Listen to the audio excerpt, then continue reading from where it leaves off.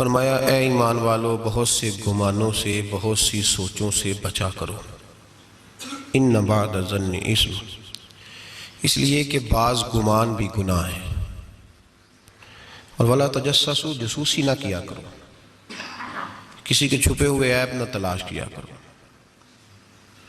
سوچ اچھی رکھو، گمان اچھا کرو، فکر اچھی رکھو۔ کثرت کے ساتھ لوگ اس دور کے اندر عیب جوئی بھی کرتے ہیں اور عیب گوئی بھی کرتے ہیں۔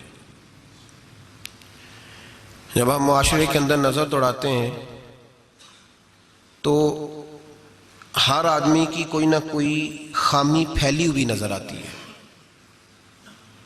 لوگوں کے سامنے پھیلی ہوئی۔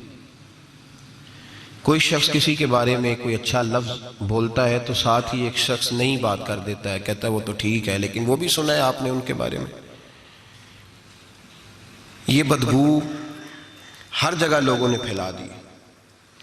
حضرت عبداللہ ابن مسعود رضی اللہ تعالیٰ عنہ فرمایا کرتے تھے کہ نبی کریم سید عالم صلی اللہ علیہ وسلم کے زمانہ مبارکہ میں جب کوئی شخص کسی کا عیب بیان کرتا تھا، غیبت کرتا تھا تو بدبو پھیل جاتی تھی، بدبو پھیلتی تھی، اور فرماتے ہیں ہمارے ناک جلنے لگتے، پتہ چل جاتا پورے شہر کے اندر کہ آج کسی شخص نے کسی کا عیب بیان کیا ہے، بدبو پھیل گئی۔ تو لوگوں نے حضرت عبداللہ ابن مسعود سے کہا جناب اب کیا ہوا ہے؟ فرمانے لگے اب بہت زیادہ پھیل گئی ہے، اب لوگوں کو وہ بدبو آتی نہیں، اب اس بدبو کے لوگ عادی ہو گئے۔ لوگ عیب جوئی بھی کرتے ہیں، پھر عیب گوئی بھی کرتے ہیں۔ حالانکہ حکم یہ ہے کہ اگر تجھے کسی کی کوئی غلطی نظر آ بھی جائے تو اسے معاف کر دے، درگزر کر، پردہ پوشی کر۔ اگر عیب بیان کسی کا کرنا بھی ہو تو صرف اجازت اتنی ہے کہ کسی کو اس کے شر سے بچانے کے لیے، شر سے بچانے کے لیے کہ بھئی اس شخص کے اندر یہ فلاں معاملہ پایا جاتا ہے تو ذرا پرہیز کر، ایسا نہ ہو کہ تو لپیٹ میں آ جائے، اور وہ بھی محتاط لفظوں کے ساتھ، محتاط جملوں کے ساتھ۔ جتنی بات کا پتہ ہو وہ تحقیق کے ساتھ پتہ ہو، منوان پتہ ہو، گمان پر کہنے کی اجازت نہیں کہ صرف میں نے سنا ہے، صرف میرا خیال ہے، صرف میں وہ فلاں کہہ رہا تھا، اس طرح نہیں۔ بلکہ اللہ فرماتے ہیں جب تیرے پاس کوئی خبر لے کے آئے تو فتبینوا، تو اس کی تحقیق کیا کر، اس کو ٹٹول کے دیکھا کر کے سامنے والا سچ کہہ رہا ہے۔ گمان پر کبھی عمل نہ کریں، اور گمان کو کبھی آگے بیان نہ کریں۔ کبھی کسی شخص کے بارے میں ایسے جملے نہ کہیں جس کی آپ کے پاس تحقیق نہیں، سند نہیں، آپ کو پوری طرح پتہ نہیں۔ حضرت سیدنا امام اعظم ابو حنیفہ رحمۃ اللہ تعالیٰ علیہ کے پاس ایک شخص نے آ کے کہا فلاں آدمی زانی ہے۔ فرمایا تجھے کیسے پتہ چلا؟ اس نے کہا حضور آپ تو، فرمایا کس نے بتایا تجھے؟ حضور میری بات تو سنے، جلال میں آ گیا۔ فرمایا تیری طاقت کیا ہے؟ تو نے دیکھا ہے اسے بدکاری کرتے؟ تو نے کسی عورت کے ساتھ اس کو تنہا پایا ہے، ایسی حالت میں دیکھا ہے جس سے پتا چلے کہ گناہ کر رہا تھا؟ فلاں آدمی کہہ رہا تھا۔ فرمایا اگر میں چیف جسٹس ہوتا تو یہ لٹکا کے 80 کوڑے مارتا۔ ایک مسلمان کے بارے میں تو نے یہ بات کر دی، اور جو لفظ کہے وہ بڑے سمجھنے والے ہیں۔ فرمانے لگے تو نے رسول پاک علیہ السلام کا فرمان نہیں پڑھا؟ میرے نبی پاک نے فرمایا جس نے میرے مومن کو دکھ دیا اس نے تو مجھے دکھ دیا ہے۔ فرمایا تو میرے رسول کو تکلیف دیتا ہے مسلمان کا عیب بیان کر کے، تجھے خیال نہیں آتا؟ تو سمجھتا نہیں بات کو؟ من اذا مسلمن فقد اذانی، حضور نے فرمایا جس نے مسلمان کو تکلیف دی اس نے مجھے تکلیف دی ہے۔ لوگ عیب جوئی اور عیب گوئی کا فریضہ اور ڈھونڈتے پھرتے ہیں، ٹٹولتے پھرتے ہیں۔ اور بھائی مکھیاں دو قسم کی ہوتی ہیں، ایک شہد کی مکھی ہوتی ہے، جب بھی بیٹھتی ہے پھول پہ بیٹھتی ہے، اور جب اگلتی ہے پھر شہد ہی اگلتی ہے۔ ایک مکھی ہوتی ہے جو بیٹھتی بھی گند پہ ہے، اور جہاں بیٹھتی ہے وہاں گند ہی چھوڑ کے اٹھتی ہے۔ کردار ایسا اپنائیں، اپنی سوچ کو، تفکرات کو اس طرح کا بنائیں کہ آپ کے ذہن اچھائی کو قبول کرے۔ آپ جب سامنے والے کو دیکھیں تو آپ کو اچھائیاں نظر آئیں، اچھائیاں، اور جب آپ بیان کریں تو پھر بھی آپ کی زبان سے اچھائیاں نکلیں، اچھائیاں نکلیں۔ ذہن سازی کریں، اپنے آپ کو سمجھائیں۔ وہ کسی دانشور نے کہا، ایک شخص مجھے کہنے لگا لوگوں کے چہروں پہ گرد پڑ گئی ہے، فلاں کے چہرے پہ گرد تھی، فلاں کے چہرے پہ بھی گرد تھی، فلاں کے چہرے پہ بھی گرد تھی۔ اس نے مجھے کئی لوگ گنوائے تو میں ہنسنے لگا۔ کہنے لگا کیوں ہنستا ہے؟ کہتے میں نے اس کی اینک اتاری، ٹیشو پیپر کے ساتھ صاف کر دی۔ میں نے کہا بندوں کے چہرے ٹھیک ہے، تیری اینک پہ گرد پڑی ہوئی ہے، ادھر بھی تھوڑی توجہ کر لیتا تو اتنے لوگوں پہ الزام تو نہ لگاتا۔ حضرت میاں صاحب بول پڑے، کہنے لگے برا بندہ میں لب بن ٹریا، جگ تے ملیا نہ کوئی. برا بندہ میں، میاں صاحب کی بات ہے، میری آپ کی نہیں. سانو تے 700 لب جائے دیہڑی دا. میاں صاحب کہتے ہیں میں برا بندہ میں لبن ٹوریا تے جگ تے تھا ہی کوئی نہیں کہ ملا ہی نہیں. کہتے ہیں مجھے نہیں ملا. مجھے نہیں. سمجھ لیں بات کو، بزرگوں کے افکار کو سمجھے. کہتے ہیں مجھے ملا اس لیے کہ میری سوچ ہی بڑی اچھی تھی. جو مجھے ملتا میں اس کے اندر اچھائیاں پیدا کر لیتا. مجھے نہیں ملا یہ نہیں کہ بندہ تھا نہیں، مجھے نہیں ملا اس لیے کہ میری سوچ ہی نہیں تھی. وہ ہے نا کہاں سے لاؤں جس میں لوگوں کے عیب نظر آئے. برے بندے نو میں لبن ٹریا تے جگ تے ملیا نہ کوئی، تے اپنے اندر چاہتی پائی تے میں تھوں برا نہ کوئی. اپنے اندر چاہتی پائی تے میں تھوں. مجھے سمجھ آئی من عرف نفسہ فقد عرف ربہ. من عرف نفسہ فقد عرف ربہ. جو اپنے آپ کو پہچان گیا وہ اپنے رب کو. یہاں تو الزام تراشیاں ہوتی ہیں، الزام تراشیاں. حضرت بہاؤالدین زکریا ملتانی رحمت اللہ علیہ اور بابا فرید الدین گنج شکر رحمت اللہ علیہ ایک زمانے میں ہوئے. ملتان کا ایک شخص حضرت بہاؤالدین زکریا ملتانی کے پاس مرید ہونے آ گیا. مرید ہونے آیا. حضرت اس کو کونے میں لے گئے اور لے جا کے کہنے لگے تو ملتان کا رہنے والا ہے تو میں اپنے شہر والوں کے ساتھ دھوکہ نہیں کرتا. یہ جو میرے پاس لوگ مرید ہونے آئے ہیں، یہ کوئی کہیں سے آیا ہے کوئی کہیں سے آیا، تو میرے شہر کا ہے. میں کوئی پیر شیر نہیں، میں دکاندار ہوں، جیب میں ٹٹولتا ہوں لوگوں کی. میں دھوکہ دیتا ہوں، تجھے بچانا چاہتا ہوں، تو اس طرح کر کہیں اور چلا جا. اس نے کہا حضور مشورہ دے کہاں جاؤں. کہنے لگے پاک پتن میں چلا جا، فرید الدین بہت بڑا فقیر ہے، بڑا فقیر ہے. وہ شخص کہتا ہے گھوڑے پہ بیٹھا، میلوں کا سفر تھا، ملتان سے پاک پتن شریف پہنچا. بابا صاحب کی خدمت میں حضور مرید ہونا ہے. کہاں سے آئے ہو؟ کہا ملتان شریف سے.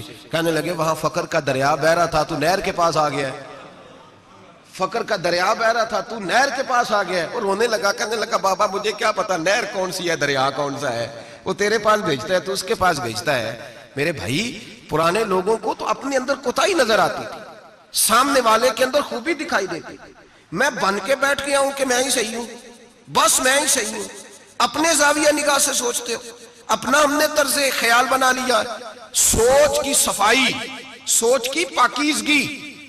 دنیا میں وہ بندہ اچھا نہیں ہوتا جو صرف اکیلا اچھا ہوتا ہے. اچھا وہ بندہ ہوتا ہے جس کا معاشرہ اچھا ہوتا ہے. اچھا وہ بندہ ہوتا ہے جس کا خاندان اچھا ہوتا ہے. اچھا وہ بندہ ہوتا ہے جس کا حلقہ احباب اچھا ہوتا ہے. وہ اکیلا اچھا بن کے بیٹھ کرتا ہے صرف میں صحیح ہوں اور کوئی بھی نہیں. تو کس طرح صحیح ہو گیا؟ تو اوپر سے گرا ہے. تو کس طرح ٹھیک؟ تیرا نہ باپ ٹھیک معاذ اللہ، نہ تیرا خاندان ٹھیک، نہ معاشرہ ٹھیک، نہ دوست ٹھیک، نہ پیر ٹھیک، نہ استاد ٹھیک، نہ کوئی سیاستدان ٹھیک. دنیا میں جب کوئی صحیح ہے ہی نہیں تو کہاں سے آ گیا اکیلا صحیح؟ یہ کیسے ممکن؟ یہ کس طرح ہو سکتا ہے؟ یہ انا پرستی ہے، یہ نفس کا دھوکہ ہے، یہ اندر کی کوتاہی ہے جو لوگوں کو بڑا بنا دیتی ہے. پھر اسے لوگ چھوٹے نظر آنے لگتے ہیں. یاد رکھیں میرے نبی کریم سید عالم نور مجسم علیہ السلام نے خوبصورت سوچ، اچھی سوچ، پاکیزہ سوچ، صاف ستھری سوچ دی. حضرت زید بن حارثہ فرماتے ہیں طائف کے لوگوں نے میرے نبی پاک کو پتھر مارے، لہو لہان کر دیا. فرماتے ہیں وہاں کے کچھ لوگ بھی انہیں برا کہنے لگے، میں بھی برا کہنے لگا، اس لیے کہ یہ تو عرب کے کلچر کے بھی خلاف تھا. عرب معاشرے کے لوگ اپنے مہمان کے ساتھ یہ سلوک نہیں کرتے تھے، چاہے وہ کوئی بھی ہو. اور نبی پاک علیہ السلام نے تو جو دعوت دی اس میں تو حسن بھی بڑا میٹھا تھا، وہ تو لفظوں کے اندر توانائی، خوبصورتی، مٹھاس بھی بڑی تھی. تو یہ تو عرب کے رواج کے بھی خلاف تھا کہ گھر آئے مہمان کو پتھر مارے جائیں. انہوں نے پتھر مارے، لہو لہان کیا، میں نے بھی برا کہا، معاشرے کے لوگوں نے بھی برا کہا. اور فرمانے لگے پھر کمال ہو گیا، حضرت جبریل بھی حاضر خدمت ہوئے اور عرض کرنے لگے یا رسول اللہ صلی اللہ علیہ وسلم، رب فرماتا ہے کہ جبریل جاؤ اور میرے نبی سے جا کے اجازت لو، اگر میرے رسول اجازت دیں تو انہیں مسل کے رکھ دو، انہیں دو پہاڑوں کے درمیان انہیں مسل کے رکھ دو. مسل کے ہمارا کسی سے اختلاف ہو جائے نا تو زور جتنا ہمارے اندر ہو ہم لگا سارا ہی لیتے ہیں. جب پتہ چل جاتا ہے نا کہ میرے تعلقات کتنے کو ہیں پھر ہم کہتے ہیں چلو دفع کرو، میں نے کیا کہنا ہے. اصل بات پتہ کیا ہوتی ہے کہ انگور کھٹے ہیں، ہاتھ نہیں پہنچتا، ورنہ اختلاف ہو جائے تو دل ہمارا کرتا ہے کہ پیس کے رکھ دیں، لیکن چونکہ اتنی پہنچ نہیں ہوتی تو پھر لوگ واپس آ کے پتہ کیا کہتے ہیں، اور میں نے کہا چلو وہ تو فضول آدمی ہے، میں نے تو نہیں نا اس طرح کا باندھ جانا. اصل بات یہ ہوتی ہے کہ انگور ہاتھ نہیں پہنچتا. عرض کی یا رسول اللہ صلی اللہ علیہ وسلم، رب کریم فرماتا ہے کہ جبریل جا کے آپ اجازت لیں، اگر حضور آپ کو اجازت دے دیں. علماء نے یہاں بڑا خوبصورت جملہ لکھا ہے، اگر آپ سمجھیں تو بڑی خوبصورت بات لکھی ہے علماء کرام. علماء کہتے ہیں اہل محبت کے لیے فکرہ ہے. علماء کہتے ہیں جو رب کافر کو سزا دینے کے لیے بھی رسول اللہ سے پوچھتا ہے, کافر کو سزا دینے کے لیے بھی کہتا ہے محبوب اگر تو کہے تو سزا دے دوں, کافر کو سزا دینے کے لیے پوچھتا ہے. ہم تو رسول اللہ کے کلمہ پڑھنے والے ہیں, اور جو نبی کافر کے بارے میں کہتے ہیں یا اللہ نہیں نہیں انہیں نہیں کہنا, تو محبوب اپنے غلاموں کے بارے میں یہی کہیں گے اللہ کوئی نہیں بھول گئے تھے معاف فرما دے, معاف کر دے. یہ باریک نقطہ یہاں علماء نے بیان کیا, اس کو سمجھا کر. نبی کریم سید عالم صلی اللہ علیہ وسلم سے پوچھا, عرض کی یا رسول اللہ صلی اللہ علیہ وسلم, حضور رب فرماتا ہے اگر اجازت. اب سوچ کا معیار دیکھیں نبی پاک کی, حضور کی سوچ کی توانائی دیکھیں.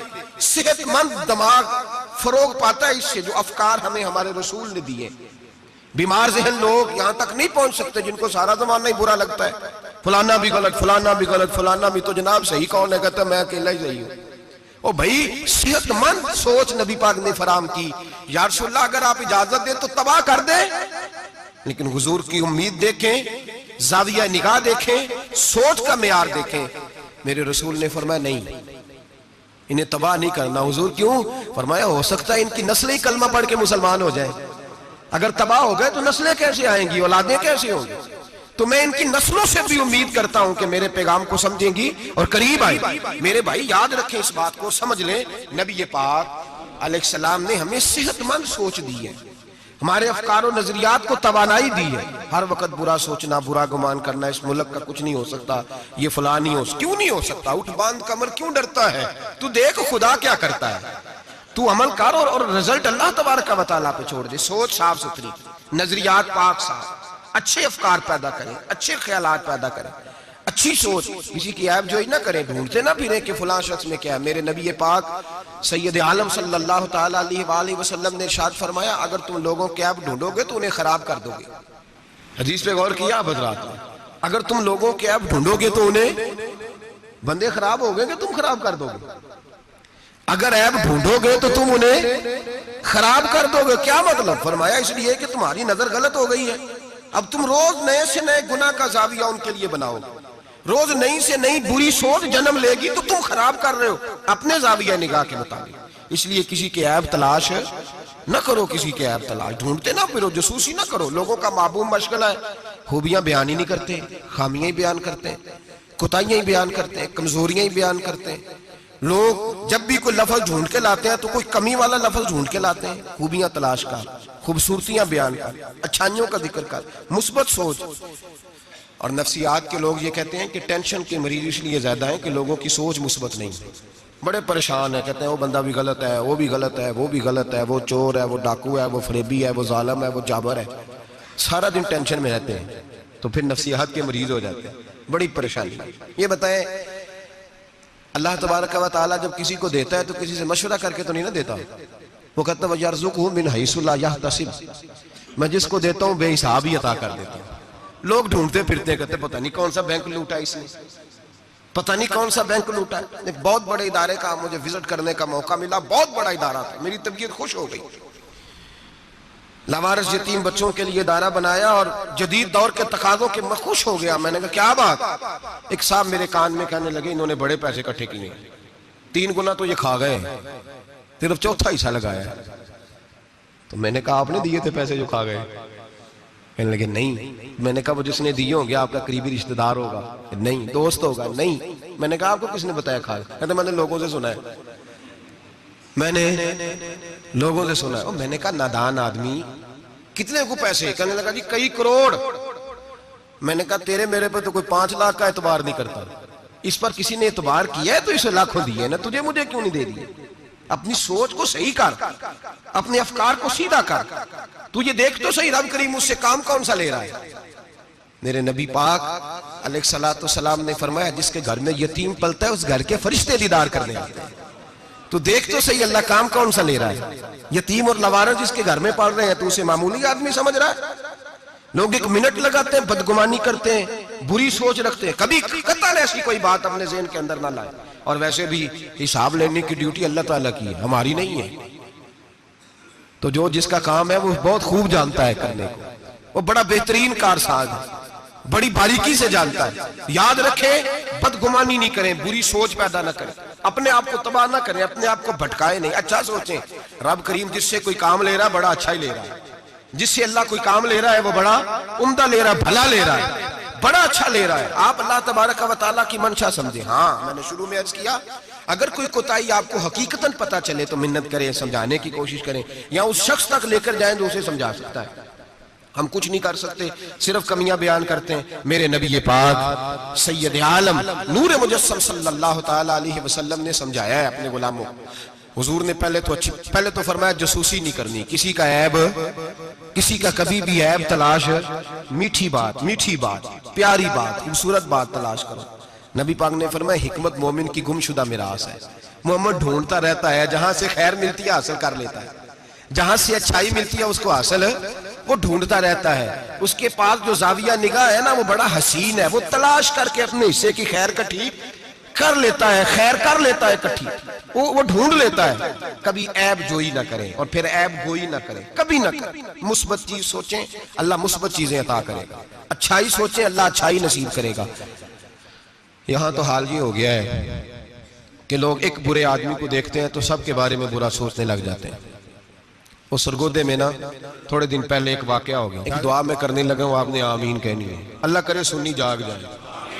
اوے لوگ کنیا کو نہیں آنکھیں, یہ میرے دل کے اندر کی گہرائی کی دعا ہے, مہربانی کریں آپ کی قبول ہو جائے گی, میرے گناہگار کی بھی بات بن جائے گی. دعا کریں سنی جاگ جائے, یہ جاگ جائے, اس کو ہوش آ جائے.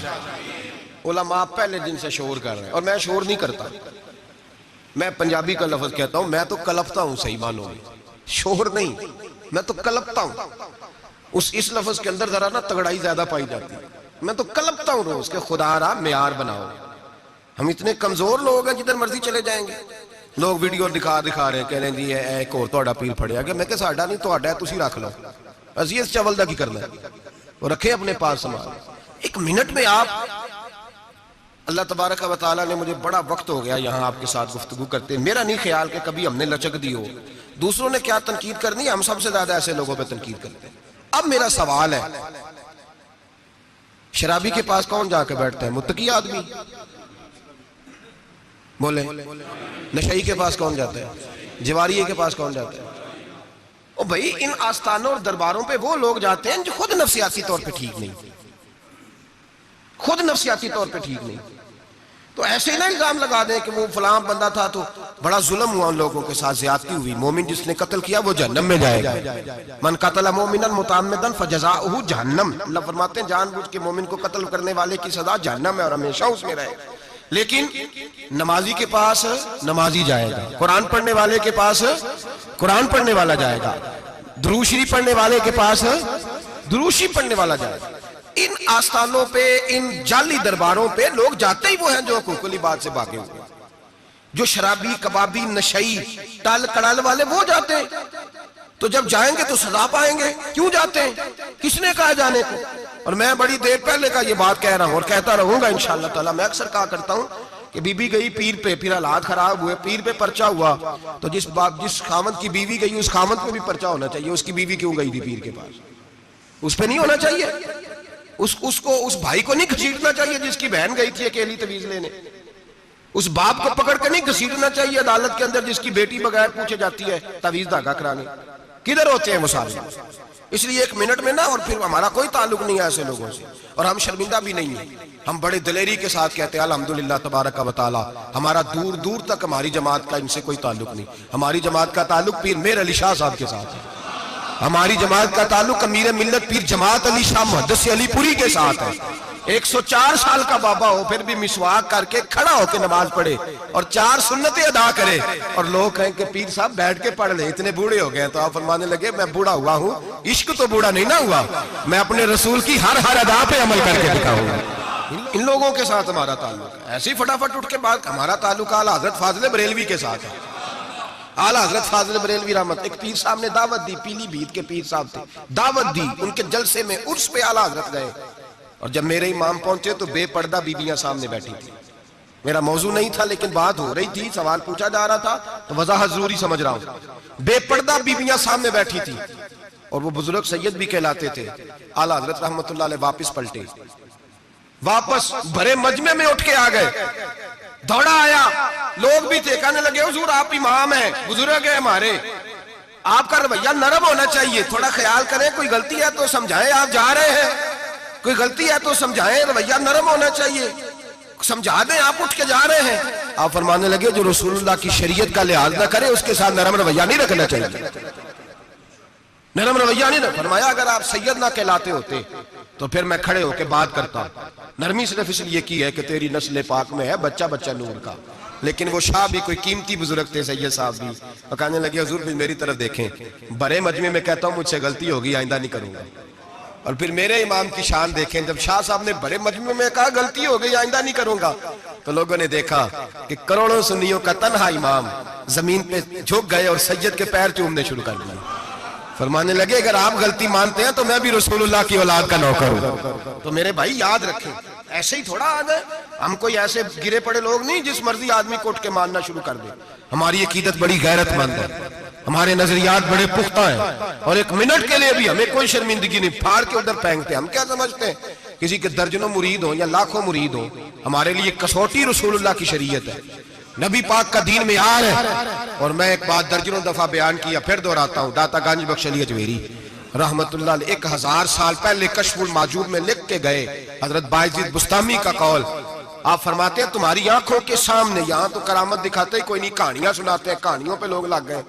کون کرامت دکھاتا ہے؟ کہانیاں سناتے ہیں, لوگ لگ گئے, اس کو آرام آیا, اس کو آرام آیا, تو بھی چل, تو بھی چل.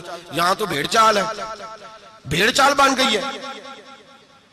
حضرت بایزید بستامی فرماتے ہیں اگر تم کسی شخص کو دیکھو کہ پانی پہ مصلی بچھا کے نماز پڑھتا ہے, ہوا میں اڑتا ہے اور اپنے ہاتھ پر پورا درخت اگا دیتا ہے, اور پھر دیکھو وہ نبی پاک کی شریعت کی مخالفت کر رہا ہے, اسے پیر نہ سمجھنا, بے دین سمجھنا. آنکھوں سے کرامت دیکھ بھی لی, تم نے دیکھ لیا سارا کچھ, اور اگر وہ سنت شریعت کا پابند نہیں تو ہماری نظر پہ چڑھ سکتا, ہماری نظر میں. مجھے ایک صاحب کہنے لگے حضرت صاحب تواڈے تے مرید داڑیاں ناپ دے پھر دینے, اور فلاں صاحب جو تھے ان کی داڑھی چھوٹی تھی, تو کہنے لگے میں نے نماز نہیں پڑھنی. میں نے کہا یہ تنقید نہیں, یہ ہمارا کمال ہے, کمال ہے. کسی کی جیب توڑی نہ ٹٹولتے نظر آئے تمہیں, کسی شخص پر اس طرح کی اگر داڑھی کی بات کی ہے تو پھر یہ ہماری سوچ اور ہماری فکر ہے کہ ہماری نظر اگر جا کے کھڑی ہوتی ہے تو رسول اللہ کی سنت پہ کھڑی ہوتی ہے, نبی پاک کی شریعت پہ کھڑی ہوتی ہے. اس لیے ہم گنجائش نہیں دیتے, ہمیں کو خشک سمجھ لے یا ڈاڈا سمجھ لے, ہمارے لیے معیار رسول اللہ کا دین ہے. تو ہم صرف اس شخص کو مجرم نہیں سمجھتے, جانے والوں کو بھی مجرم سمجھتے. ایک صاحب مجھے آج صبح کہہ رہے تھے جی یہ لوگوں کو پھانس کہتے لیتے ہیں, تو میں نے کہا جس طرح تمہارے سیاستدان تمہیں پھانس لیتے ہیں, تو پتہ نہیں سارے کس طرح کے ہیں, پھنستے ہو کہ نہیں, پھنس جاتے ہو نا. تو میں نے کہا پھنسانے کا کیا ہے, یہاں تو لوگوں نے جال پھینکا ہوا ہے, جس کے جو قابو آ رہا ہے وہ کام نہیں کر رہا, چپ کر گیا. تو میں نے کہا یہ فٹافٹ بات تم نے پھیر دی ہے نا, درجنوں لوگ کہتے ہیں نا غلط ہے, لیکن تم چھوڑنے کو تیار نہیں ہوتے. تو بھائی اسی طرح لوگ پھنس جاتے ہیں, وہاں بھی باتوں میں ہی آتے ہیں, جہاں سیاستدانوں کی باتوں میں آ گئے, چوروں بڈیروں ظالموں کی باتوں میں آ گئے. تو یہ جملہ اور یہ تھوڑی سی بات کہنی بڑی ضروری تھی, اس کو یاد رکھیں. ہمارا ایسے لوگوں کے ساتھ قطعی طور پر کوئی تعلق نہیں ہے. اور میں نے بڑی دفعہ کہا ہے قادری پیر ہو سکتا ہے, چشتی پیر ہو سکتا ہے, نقشبندی پیر ہو سکتا ہے, نشائی پیر ہو سکتا ہے, نشئی پیر نہیں ہو سکتا. نشئی پیر سوال ہی نہیں پیدا ہوتا, ہو ہی نہیں سکتا. تو ایسے ہی ہم تو پھونک بھی نہیں مرواتے, سوال ہی نہیں. مالک ابن حاجی صاحب رحمۃ اللہ تعالیٰ علیہ سے ایک شخص نے کہا میں دم کرانے جا رہا ہوں, لیکن اس میں ساری خوبیاں, داڑھی چھوٹی ہے. فرمانے لگے نہیں دم بھی نہیں کرانا اسے. تو پھونک نہیں مرواتے, اتنے پابند ہیں, کچھ بھی ہو جائے. اس لیے نظریات کو سمجھیں, افکار کے مطابق چلیں, اور ہمیں کوئی شرمندگی نہیں, اس لیے کہ ہمارا اس شخص سے کوئی تعلق ہے ہی نہیں, اس جماعت کا دور دور تک کوئی تعلق نہیں. جس کو بڑا شوق ہے وہ اپنے پاس لے جائے, اپنے پاس رکھ لے, ہمارا کوئی تعلق نہیں. بہرحال سوچ اچھی, فکر اچھا, اور اس بدگمانی میں اولیاء اللہ سے بدگمان نہیں ہو جانا چاہیے. اس بدگمانی میں اللہ کے بندوں سے بدگمان, 2 گناہ ایسے ہیں شریعت میں, صرف 2 گناہ جن کے بارے میں فرمایا اگر تم وہ, باقی کا تمہیں عذاب ملے گا, جہنم ملے گی, یہ ہوگا. 2 گناہ ایسے ہیں جن کے بارے میں فرمایا تم سے اللہ جنگ کرے گا. اگر یہ گناہ کرو گے تو اللہ تم سے, بول کے بتائیے, اللہ تم سے جنگ کرے گا, جنگ کرے گا اللہ. کون سے؟ ایک فرمایا جس نے سود نہ چھوڑا, فَغْزَنُوا بِحَرْبٍ مِّنَ اللَّهِ وَرَسُولِهِ, اللہ رسول اس سے جنگ کریں گے, جنگ ہوگی کھلے عام. اگر تو سود نہیں چھوڑتا تو تیاری کر لے, اللہ اور اس کا رسول جنگ کریں گے. سکون کیسے ہو سکتا ہے, تیری جنگ لگی ہوئی اللہ رسول کے ساتھ. اور دوسرا فرمایا من عادلی ولین فقد آذنتہ بالحرب. صحیح حدیث ہے، نبی پاک نے فرمایا رب فرماتا ہے جس نے میرے کسی ولی سے دشمنی کی، جس نے میرے کسی ولی سے دشمنی کی، اللہ فرماتے ہیں میرا اس کے خلاف اعلان جنگ ہے، میں جنگ کروں گا. میرا ولی اور تو دشمنی کر جائے، اللہ کے ولیوں سے بدگمانی کرنا. رب حضرت بہاؤالحق نقشبند بخاری رحمت اللہ علیہ شیخ ہے سلسلہ نقشبندیہ، اور کیا بات ہے صوفی، کیا بات. یہ مرید تھے حضرت امیر کلال سے. کہتے ہیں جب میں پہلے دن بیعت ہونے گیا تو حضرت امیر کلال رحمت اللہ تعالی علیہ مرید کچھ ساتھ تھے، تو ان کے ساتھ نا کشتی کا مقابلہ ہو رہا تھا کھاڑے میں. حضرت بہاؤالحق نقشبند بخاری کہتے ہیں میں بخارے سے گیا سفر کر کے، اور جب بابا دیکھا تو میں نے کہا اوہو میں کہاں آ گیا، یہ کدھر آ گیا. اس کو میرا خواہش تھا جب میں آتا تو یہ قرآن پڑھ رہا ہوتا، درود شریف پڑھ رہا ہوتا، مجلس واعظ منعقد ہوتی، اوہ کی ضربیں لگ رہی ہوتی، اور پگڑی ہوتی بڑی حسین جبہ ہوتا. تو یہاں تو صرف سادے کپڑے ہیں، ٹوپی بھی کوئی نہیں سر پہ. کہتے اب سوچا رات تو رہنا ہی ہے چونکہ اتنا لمبا سفر کر کے آیا ہوں، واپس جا بھی نہیں سکتا، یہاں ٹھکانہ بھی کوئی نہیں. کہتے حضرت امیر کلال رحمت اللہ علیہ نے میرے لیے مہمان خانے میں بستر کا بندوبست کیا. میں جا کے سو گیا، عشاء پڑھی، کھانا کھایا، سو گیا. کہتے ہیں خواب کیا دیکھتا ہوں کہ میں دلدل میں گھس رہا ہوں اور دھستا چلا جا رہا ہوں، بڑا پریشان خواب میں، شدید آزمائش. اچانک حضرت امیر کلال میری خواب میں آئے اور میرا ہاتھ پکڑ کے نا مجھے باہر نکال دیا. فرماتے ہیں میری آنکھ کھلی، وضو کیا تھا، جد کے نفل پڑھے. اتنی دیر میں فجر کا وقت ہوا، نماز پڑھی تو حضرت خود ناشتہ لے کے آئے. جب ناشتہ لے کے آئے تو میں نے ان کا چہرہ دیکھا تو مسکرا کے کہنے لگے بیٹے اگر ہم پہلوان نہ ہوتے تو تمہیں دلدل سے کیسے نکالتے، اگر پہلوان نہ ہوتے تو تمہیں. فرمایا یہ تو تھا تمہارے سوال کا جواب، اب حکمت پوچھو. حکمت نہیں پوچھی تم نے مجھ سے. فرمایا پیچھے کسی نے خبر دی ہے کہ کافر حملہ کرنے والے ہیں. تو میں نے اپنے مریدوں سے کہا کھاڑے میں کشتی بھی کرو، اس لیے کہ ہم نے مسجد نبوی کی سنتیں ادا کی ہیں، قرآن پاک پڑھنے والی، درود پاک پڑھنے والی، ذکر فکر والی. اب یہاں بیٹھ کے کشتی بھی کرو، اس لیے کہ بدر والی سنت بھی ادا کرنی ہے، احد والی سنت بھی ادا کرنی ہے، خیبر والی سنت بھی ادا ہو. ہلکا یاراں تو برے شمس کی طرح نرم، رزم حق کو باطل ہو تو فولاد ہے مومن. فرمایا مومن نے اب فولاد بھی بننا ہے، وہ والی سنت بھی ادا کرنی ہے. حضرت بہاؤالحق نقشبند بخاری کہتے ہیں میں پیروں میں بیٹھ گیا. میں نے کہا حضور مرید کر لے. کہنے لگے ٹھہر دا کچھ دیہڑے اور سوچ لے، ابھی پتہ نہیں کون کون سی باتیں تیرے سامنے آئیں گی، ذرا اور تجربہ کر لے. تو بھائی لوگوں کی نظر ٹکتی جا کے جاسوسی نہ کر، عیب نہ تلاش کر. یہ نہ دیکھ میں نے دیکھا ہے بہت سارے لوگ دور رہ گئے، زندگی ساری انہوں نے دور گزار دی، کسی اللہ والے کے قریب جا ہی نہیں سکے، سوچ کا معیار ہی نہیں بدل سکے، اپنی تربیت ہی نہیں کرا سکے، کسی روحانی طبیب سے من کا جو نفس کا مجرم تھا اس کو قتل ہی نہیں کرا پائے، اس لیے کہ اتنے بڑے ہو گئے، ساری زندگی برا سوچا رب کریم کے بندوں کے بارے میں. جسوسی کی، بغداد کا تاجر ہے، شہر بغداد میں، وہ کہتا ہے سارا بغداد حضرت بشر آفی کی عزت کرتا تھا، سارا بغداد، یہاں تک کہ حضرت گلیوں میں ننگے پیر چلتے تھے تو چوپائے بھی پیشاب نہیں کرتے تھے، لیکن میں نہیں مانتا تھا. میرا اپنا یہ بھی لوگوں کو شوق ہوتا ہے، میں نے ذرا الگ تھلگ چلنا ہے، میں نہیں مانتا تھا. حالانکہ نبی پاک صلی اللہ علیہ وسلم نے، بلکہ قرآن پاک کہتا ہے کہ مسلمانوں کی راہ چھوڑ کے الگ رستہ اختیار نہ کرو. لوگ کہتے نہیں میں نے ذرا ہٹ کے چلنا ہے. فرماتے سارا بغداد ان سے پیار کرتا تھا، میں نہیں کرتا تھا. کیوں؟ میرے دل میں چھوٹی چھوٹی بدگمانیاں تھیں، چھوٹے چھوٹے خیالات تھے، چھوٹے چھوٹے تصورات تھے جو مجھے قریب نہیں جانے دیتے. کہتے میں اکثر سوچتا تھا کہ یہ شخص بڑا عجیب ہے. ایک دن میں نے کہا میں نے جاسوسی کرنی ہے، پتہ کرنا ہے. اللہ نے منع کیا وَلَا تَجَسَّسُوا، کسی کی جاسوسی نہ کر، نہ جاسوسی نہ کر. میں نے فیصلہ کر لیا، تاجر کہتا فیصلہ کر لیا. جمعے کی نماز ہوئی، حضرت جمعہ نہیں پڑھاتے تھے، کسی کے پیچھے پڑھتے تھے. جمعہ پڑھ کے فرض پڑھے، دعا سے بھی پہلے دوڑ گئے. میں نے کہا دیکھو مولوی لوگوں کو درس دیتے ہیں، 1 منٹ لگاتے ہیں، یقین کریں لوگ 1 منٹ لگاتے ہیں، فٹافٹ کہہ دیتے ہیں.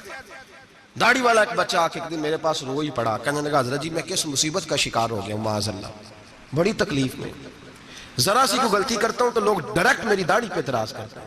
ہمیں خیال ہونا چاہیے، بغیر داڑھی والے کو اجازت ہے جو مرضی کرتا پھرے، اور جس نے چند داڑھی کے بال بڑھا لیے اس کا آپ نے تمسخر اڑایا، مذاق اڑایا. جس شخص نے سر پہ ٹوپی پہن لی اس کا مذاق اڑانا شروع کر دیا. یاد رکھیں نبی پاک کی سنت کی توہین کرنا کفر ہے. جو سنت رسول سمجھ کے مذاق اڑائے گا دائرہ اسلام سے نکل جائے گا. حضور کی تو پسند کا اختلاف کرنا کفر ہے. ہم لوگوں کو منع کر رہے ہیں کہ یہ کام نہ کریں. تو داڑھی بھی رکھی ہے تینوں پتہ بھی نہیں. بھائی داڑھی والے سے غلطی نہیں ہوتی، معصوم ہو جاتا ہے وہ. شرم آنی چاہیے بات کرتے ہوئے، لیکن لوگ ایک منٹ لگاتے ہیں توہین کرتے ہیں معاذ اللہ نبی پاک کے طریقہ مبارک ہے۔ ہمیں خیال ہونا چاہیے ہم کیا کر رہے ہیں، اپنی آنکھ کا ہمیں شیطان نظر نہیں آتا، اور سامنے لگا ہوا ایک لائن بھی پینسل کے ساتھ وہ بھی ہمیں چبھنے لگ جاتی ہے۔ اپنے اندر بھی تو دیکھنا چاہیے نا کہ ہم کیا ہیں، اپنے اوپر بھی غور کرنا چاہیے۔ تو کہتے ہیں کہ میں بدگمان تھا، فٹافٹ بدگمان تھا۔ حضرت نماز پڑھ کے نا جمعے کی فرماتے ہیں دعا بھی نہ مانگی، 2 رکعتیں پڑھی فرض، فٹافٹ نکل گئے۔ میں نے کہا مولوی لوگوں کو درس دیتا ہے، خود دیکھو بھاگ گیا ہے۔ امام عبداللہ جعفری نے اس کو لکھا ہے، کہتے ہیں حضرت سیدھے کباب والی دکان پہ گئے، وہاں سے انہوں نے جا کے کباب خریدے۔ تو میں نے کہا اس کو بھوک نے ستایا ہے، دیکھو لوگوں کو صبر کا درس دیتا ہے، اور خود اس سے یہ نہیں ہو سکا کہ سنت نفل پڑھ کے چلا جاؤں۔ چلو کہتے ہیں پھر وہ ایک نان بھائی کے پاس گئے، وہاں سے 2 نان لیے۔ میں نے کہا واہ جی واہ، یہ تو مزے کی خاطر نماز چھوڑا ہے، منہ کے ذائقے کی خاطر۔ کہتے ہیں پھر وہ جنگل کی طرف گئے، تو میں نے کہا مولوی سبزے پہ بیٹھ کے کھائے گا، اور بدگمانی۔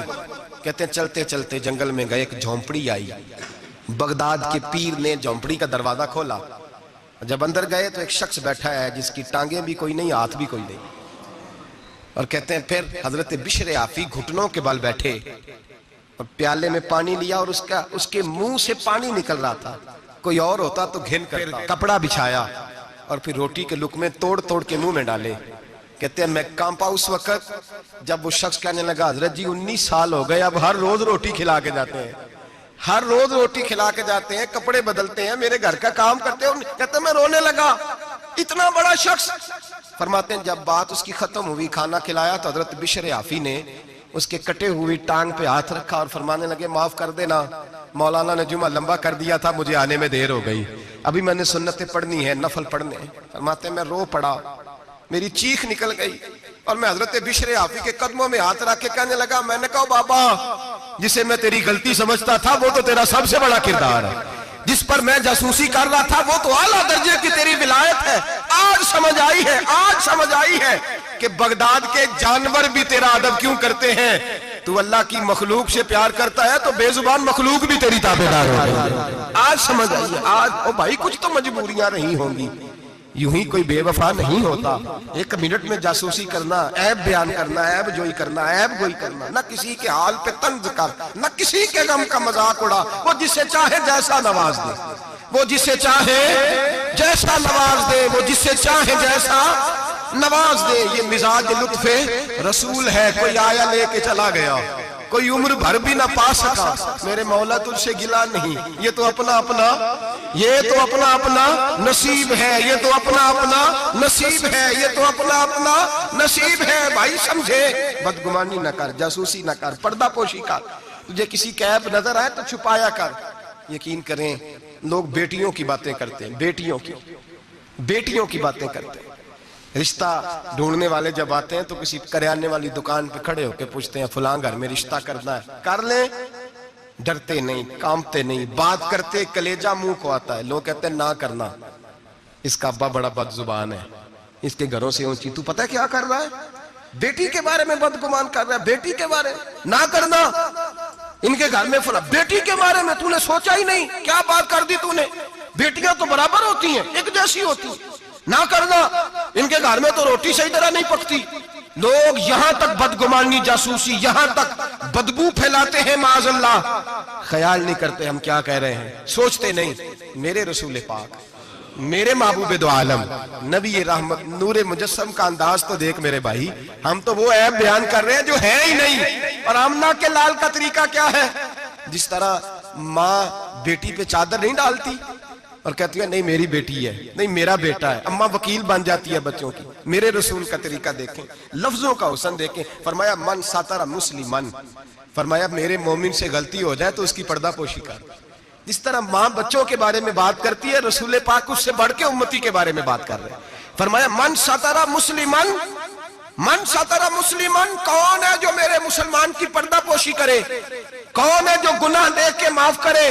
کون ہے جو اس کی پردہ پوشی کرے؟ اب جو من ساتر مسلمن، فرمایا جو میرے مسلمان کی پردہ پوشی کرے گا، ساترہ اللہ یوم القیامہ، فرمایا اللہ کے رسول کا وعدہ ہے کہ رب قیامت کے دن اس کے گناہوں پہ پردہ ڈال دے گا، اس کے۔ اور صحیح مسلم میں میرے نبی پاک نے فرمایا ہے اللہ اپنی رحمت کی چادر ڈالے گا بندے پہ، اللہ اپنی رحمت کی جو اس کی شان کے لائق ہے، اور چادر کے نیچے اس کو چھپا کے اللہ پوچھے گا جو لوگوں کے عیب چھپاتا رہا کس طرح چھپائے گا، وہ بھی وضاحت دوسری جگہ پہ فرمایا اس پہ چادر ڈال کے، جس طرح دو لوگ چادر میں چھپ کے سرگوشی کرتے ہیں، رب کریم پردہ ڈال کے پوچھے گا یہ گناہ کیا تھا، بندہ ڈرے گا اے اللہ میں بھول گیا تھا غلطی، وہ بھی کیا تھا اے اللہ غلطی ہو گئی، وہ بھی کیا تھا ہاں یا اللہ، فرمایا میں نے دنیا میں تیرے پردے رکھے تھے آج بھی تیرے پردے رکھوں گا، جا میری رحمت کی چادر کے اندر چھپ کے جنت میں داخل ہو جا۔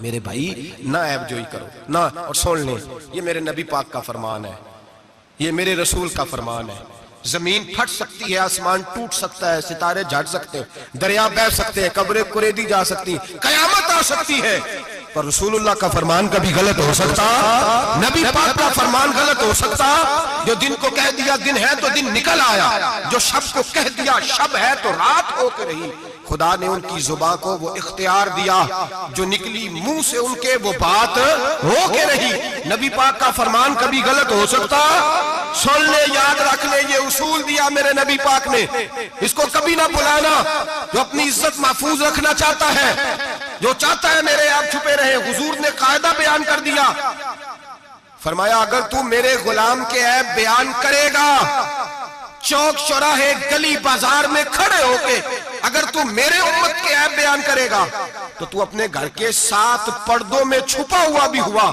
تو اللہ تجھے وہاں بیٹھے بیٹھے رسوا کر دے گا، تو رسوا ہوگا، آج نہیں تو کل، کل نہیں تو پرسوں، پرسوں نہیں تو ترسوں۔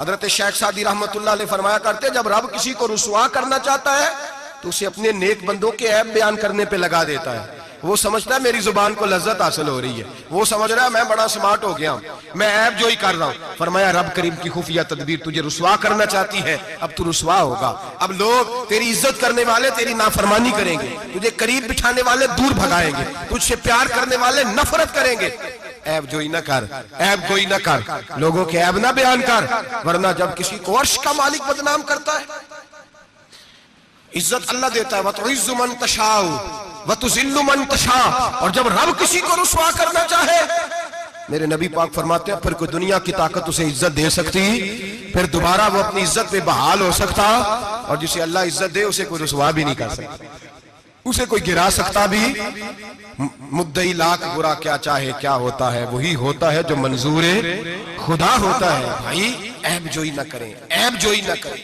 جاسوسی نہ کریں، خبردار کسی کی ٹو میں نہ پڑیں، پتہ نہیں رب کریم کو کیا منظور ہے، اگر اللہ نے کسی کا پردہ رکھا ہے تو اس کی پردہ داری کریں، اس کی پردہ داری تعویل کریں، باتوں تعویل کریں، اس کہیں میری آنکھ کی غلطی ہو سکتی ہے، اور اگر کچھ کرنا بھی ہے تو سمجھانے کی تدبیر کریں، اور بزرگ فرماتے ہیں کچھ نہیں ہو سکتا تو اس کی ہدایت کے لیے دعا کریں، اللہ کی بارگاہ میں اس کی ہدایت کے لیے دعا کریں، اس کی ہدایت کے لیے رب کریم کی بارگاہ دعا کریں۔ حضرت عمر فاروق رضی اللہ مدینے کی گلی میں گھوم رہے تھے، ایک گھر سے گانے باجے کی آواز آنے لگی، حضرت عمر بڑے جلالی تھے، گناہ دیکھ کے بڑا جلال کرتے، ذرا کو گردن جھکائی، آپ نے نظر پڑی دروازے کی اوٹ سے، دیکھا کہ اندر تو شراب بھی پڑی ہوئی ہے، حضرت فاروق اعظم رضی اللہ تعالیٰ عنہ چھلانگ لگائی اور گھر کے اندر چلے گئے، آپ نے دیکھا شراب کا مٹکا پڑا ہے، وہ شخص ہے، آپ کہنے لگے دو گناہ کر رہے ہو، گانا باجا بھی اور شراب بھی، اور شخص کہنے لگا حضور میں نے 2 گناہ کیے ہیں اور اگر آپ محسوس نہ کریں تو آپ سے 3 ہو گئے، میں کون سے؟ تو میں پہلی بات تو یہ کہ آپ نے جاسوسی کی، قرآن کہتا ہے نہیں کرنی چاہیے، دوسری بات یہ کہ آپ چھلانگ لگا کے آئے، قرآن کہتا ہے وَأْتُوا الْبُيُوتَ مِنْ أَبْوَابِهَا، گھروں میں دروازوں سے آیا کرو، اور تیسری بات یہ کہ آپ نے اجازت نہیں لی، اور اگلی بات یہ کہ آپ نے یہ کنفرم ہی نہیں کیا کہ میں شرابی ہوں کہ نہیں، آپ نے ایسے ہی کہہ دیا ہے، پتہ نہیں میں منع کرنے آیا ہوں، پتہ نہیں میں کسی ارادے سے آیا ہوں۔ وہ شخص کہتا ہے حضرت عمر کو یہ بات کہی تو میں نے اس پہاڑ کو کانپتے ہوئے دیکھا، حضرت عمر فاروق سجدے میں گر کے رونے لگے، کہنے لگے اللہ مجھ سے غلطی ہو گئی ہے، مجھے معاف کر دے۔ کہتے عمر کو روتا دیکھا تو وہ عورت جو گالا گا رہی تھی وہ بھی رونے لگی، چیخنے لگی، کہنے لگی عمر دنیا میں مجھے کوئی باز نہیں کر سکا پر تیرے آنسوؤں نے مجھے باز کر دیا ہے، آج کے بعد یہ کام نہیں کروں۔ مٹکے توڑ دیے گئے، وہ پورے خاندان نے توبہ کر دیا۔ اور میرے بھائی ہمارے بزرگ ذرا سی بات کو یہ احساس دلاتا تھا تو مان جاتے، یہاں تو میرے بھائی تو لوگ عیب جوئی کرتے ہیں، عیب جوئی کرتے ہیں اور اس عیب کو اچھالتے ہیں گلیوں میں کوچوں میں، اچھے اچھے لوگوں کی، سفید داڑھی والے لوگوں کی، اعزاز والے لوگوں کی، اچھے گھرانے کے لوگوں کی، صاف ستھرے مزاج لوگوں کی، پاکیزہ طبیعت لوگ، علماء کی، مشائخ کی، صوفیاء کی، لوگ پگڑیاں اچھالتے ہیں. ایسا نہ کریں، جاسوسی نہ کریں. میرے رسول کریم سید عالم صلی اللہ علیہ وسلم پردہ پوشی فرماتے تھے. حضور پردہ پوشی فرماتے تھے. میرے نبی پاک نے پردہ پوشی کا حکم دیا. میرے حضور کے غلام پردہ پوش تھے. نبی پاک کے ماننے والے بول کے بتائیے، حضور کے ماننے والے، میرے محبوب کا کلمہ پڑھنے والے پردہ پوش، پردہ پوش. امام حسن کا اپنی بیوی سے اختلاف ہو گیا، طلاق دینے کا ارادہ کیا. امام حسین کہنے لگے کہ بھائی جان کیا مسئلہ، کیوں طلاق دینے لگے ہو؟ فرمایا میری بیوی ہے، میں اپنی بیوی کی بات تیرے ساتھ کیوں کروں؟ ہن لباس لکم وانتم لباس لہن، میں اس کا لباس ہوں، میرا تیرے ساتھ کیوں بات کروں؟ کچھ دن گزرے تو امام حسن نے طلاق دے دی. امام حسین کہنے لگے اب تو بتا دے کیا مسئلہ تھا؟ فرمانے لگے وہ غیر محرم ہو گئی ہے، میں کسی غیر محرم کی بات تیرے ساتھ کیوں کروں؟ وہ غیر محرم ہو گئی، غیر محرم کی ڈسکس کروں تیرے ساتھ؟ میں نہیں کرتا. میرے بھائی بات کو سمجھے. حضرت امام میں اور کتنی پردہ پوشی، اللہ اکبر، کتنی پردہ پوشی. تیری نسل پاک میں ہے بچہ بچہ نور کا، تو ہے نے نور تیرا سب کرا. کتنی پردہ پوشی. امام حسن کو زہر دے دیا گیا اور امام حسن کو پتا تھا کس نے دیا ہے. امام حسین سرانے بیٹھے، بھائی بھائیاں دے ویری ہوندے تے بھائی بھائیاں دیاں باواں. حضرت امام حسن انتقال ہو رہا ہے، آخری وقت امام حسین رو رہے ہیں، میرا بھائی جا رہا ہے، میرا بھائی جا رہا ہے. کہنے لگے حسن میں تیرے قاتل کو چھوڑوں گا نہیں، میں تیرے قاتل کو چھوڑوں گا نہیں. پردہ پوشی دیکھو فاطمہ کے جگر گوشے کی، پردہ پوشی دیکھو مولا علی کے شہزادے کی، پردہ پوشی دیکھو جنہوں نے میرے رسول کے کندھوں پر سواری فرمائی تھی. پردہ پوشی دیکھو. حضرت امام حسن کہنے لگے کیا کہے گا تو؟ کہنے لگے بھائی جان بس بتا دے زہر کس نے دیا ہے، پھر میں دیکھیں اس کا حشر کیا کرتا ہوں. تو امام حسن کہنے لگے حسین اگر تو وہ نہیں جس پر مجھے شک ہے تو میں کسی بے گناہ کو سزا نہیں دلوانا چاہتا. اگر وہ نہیں جس پر مجھے شک ہے تو میں کسی بے گناہ کو سزا نہیں دلوانا چاہتا، اور اگر وہی ہے جس پر مجھے شک ہے تو پھر میرا رب تجھ سے بہتر انتقام لینے والا ہے. پھر میرا مالک تجھ سے، پھر میں تجھے نام نہیں بتاؤں گا، پھر میرا مالک جانے اور میرا قاتل جانے، اللہ بہتر انتقام لینے والا ہے. پھر بھی میں تجھے خبر. میرے بھائی یہ پردہ پوشی، یہ پردہ پوشی. ہمارے تو زمانے کے اندر خوبیاں چھپ گئی ہیں، چھپ گئی ہیں، خوبیاں چھپ گئی ہیں یقین کریں. اور خامیاں ہر گھر کی، ہر خاندان کی، ہر برادری کی، ہر علاقے کی، ہر جماعت کی خامیاں سر عام ہیں. اور ہمارے ٹی وی پہ جو روز ٹاک شو ہوتے ہیں وہ خامیاں ہی تو بیان کرنے کے لیے ہوتے ہیں. ہماری اخباروں میں جو روز خبریں چھپتی ہیں وہ خیر کی تو نہیں چھپتی، وہ روز عیب بیان کرنے کی تو. اور کئی ہفتوں کے بعد کہا جاتا ہے، کئی ہفتوں کے بعد کہا جاتا ہے کہ وہ غلطی لا گئی تھی، اصل واقعہ تو اور تھا، تم نے تحقیق ہی نہیں کی، اتنا ظلم کر دیا. 6 سال 10 سال ایک آدمی کی پگڑی اچھلتی رہی، رسوا ہوتا رہا، اور پھر 10 سال کے بعد کا باعزت بری کرتے. پہلے تحقیق تو کر لیتے، عزت تو اچھل گئی، تماشا تو لگ گیا، ہر چوک چوراہے میں بات تو ہو گئی، اور اب باعزت کا لفظ کا کیا مطلب؟ او بھائی لوگ عیب جوئی کرتے ہیں، عیب گوئی کرتے ہیں، بڑے بڑے لوگ، بڑے بڑے پارسا لوگ شکار ہو جاتے ہیں، اور بعد میں لوگ کہتے ہیں میں تو بھول گیا تھا، اصل بات تو اور تھی. پہلے سوچ کر کہہ، پہلے سمجھ کر بات کر، پہلے احتیاط کر، زندگی میں کسی کا عیب بیان نہ کریں. اور جب آپ کسی کا عیب بیان کر رہے ہوتے ہیں اس کا مطلب یہ ہے کہ آپ کی سوچ کس طرح کی کام کرتی ہے، آپ کا عمل کس طرف جا رہا ہے، آپ کا طرز حیات کس سمت گھوم رہا ہے. اپنے افکار کو خوبصورت بنائیں. مسلمان خوبصورت ہوتا ہے، خوبصورتی کی بات کرتا ہے. آپ یقین کریں ایک صحابی کی حدیثیں، فضیلت کی حدیثیں دوسرے صحابی نے روایت کی. ایک حدیث سنا کے بعد ختم کرتا ہوں. کسی نے پوچھا حضرت فاطمہ الزہرا سے رضی اللہ تعالی کا، بی بی جی بتائیے نبی پاک کو سب سے پیارا کون تھا؟ تو حضرت فاطمہ کہنے لگی سیدہ عائشہ. کا مردوں میں؟ فرمانے لگے جناب عائشہ کے والد ابو بکر صدیق. تو کسی نے پوچھا حضرت عائشہ صدیقہ سے وہی سوال، کہا جی نبی پاک کو پیارا کون تھا؟ فرمانے لگی سیدہ فاطمہ. تو کہا مردوں میں سے؟ جناب عائشہ کہنے لگی فاطمہ کے شوہر علی شیر خدا.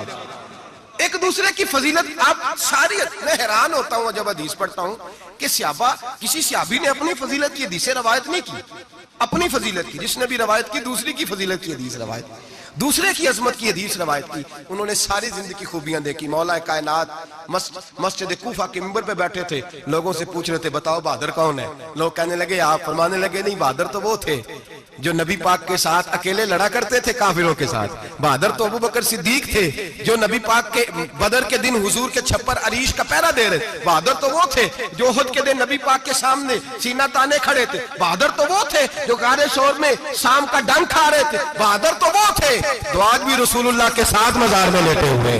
میں وہ صحابہ ایک دوسرے کی فضیلت بیان کرتے, ایک دوسرے کی عظمت بیان کرتے, ایک دوسرے کی شان اور عظمتوں کا تذکرہ کرتے. حضرت سیدنا ابو بکر صدیق حضرت علی کی شان بیان کرتے, مولا علی سیدنا ابو بکر کی, عثمان غنی حضرت سیدنا عمر کی شان بیان کرتے, جناب عمر عثمان غنی کی عظمت بیان کرتے. وہ تو خوبیاں بیان کرتے تھے, ان کے منہ کو تو شہد لگا ہوا تھا. وہ تو ایک دوسرے کے بارے میں میٹھی بولی بولتے.